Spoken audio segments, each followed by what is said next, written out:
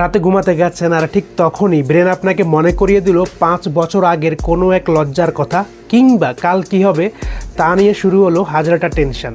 দেখুন, এটা শুধু আপনার সমস্যা না, আমাদের সবার ব্রেন এভাবেই ডিজাইন করা। ব্রেন সবসময় আমাদেরকে সেফ রাখতে চায়, তাই সে পজিটিভের চেয়ে নেগেটিভ চিন্তাটা একটু বেশি করে থাকে, আর এটাকেই বলা হয় নেগেটিভ বায়াস। কিন্তু এই ওভার থিঙ্কিংয়ের লুপ থেকে বের হওয়ার একটা সহজ উপায় আছে, আর তা হলো মেল রবিনসের ফেমাস 5-4-3-2-1 রুল বা 5 সেকেন্ড রুল।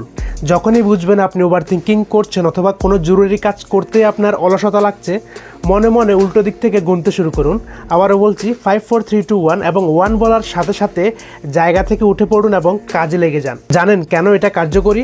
কারণ উল্টো গোনার এই 5 সেকেন্ড আপনার ব্রেনের অটোমেটিক ওভার থিঙ্কিংয়ের চেইনটাকে ভেঙে দেয়, ব্রেনকে নতুন করে ফোকাস করতে বাধ্য করে এবং আপনাকে অ্যাকশন মোডে নিয়ে যায়। পরের বার ওভার থিঙ্কিং শুরু হলেই এই 5-4-3-2-1 রুলটা ট্রাই করুন।